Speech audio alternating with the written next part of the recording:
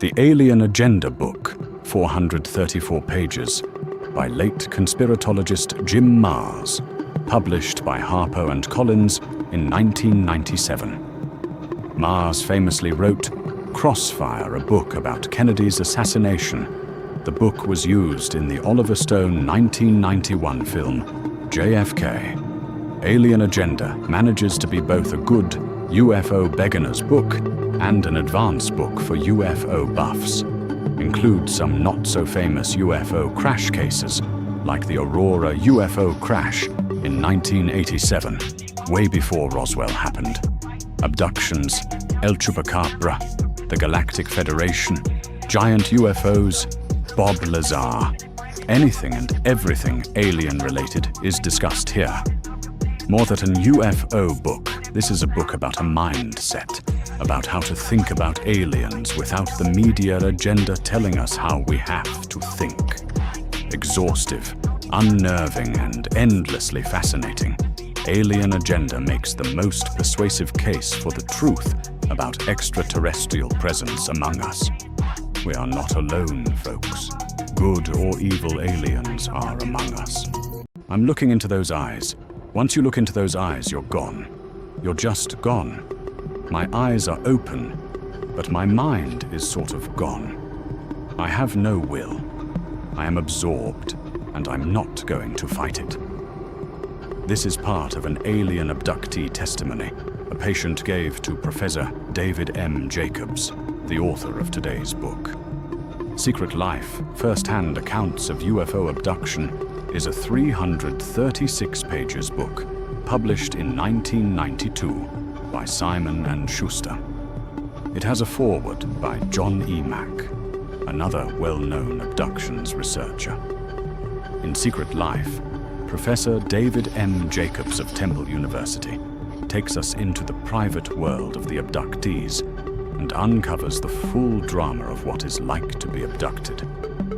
This book about alien abductions addresses the subject not by asking where aliens come from, but rather who they are and why they are here on Earth.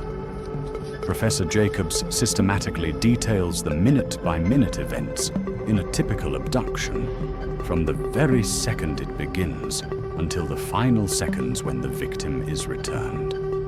Professor Jacobs' work is grounded in his interviews and sessions with 60 individuals under hypnosis who claim to have been abducted by aliens, and it includes accounts for over 300 accounts.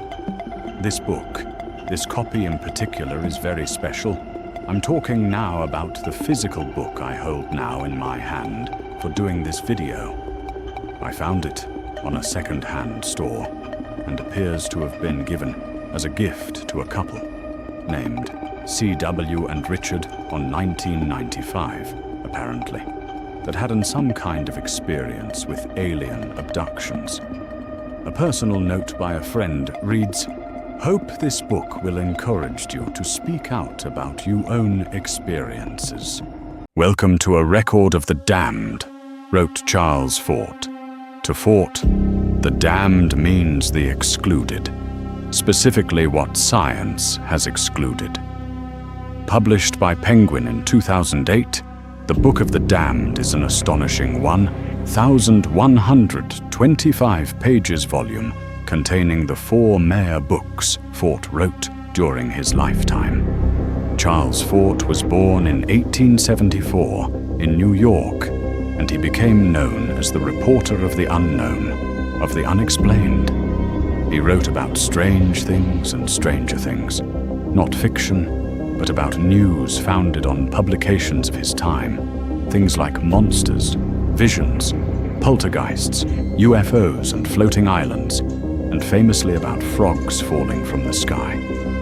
Teleportation, stigmata, anti-gravity, spontaneous combustion, mysterious beasts, ghosts. Everything was used by Fort.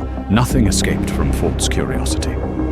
Fort collected every piece of information he could find about strange stuff from magazines and newspapers and filled countless shoeboxes with those cuttings at his home.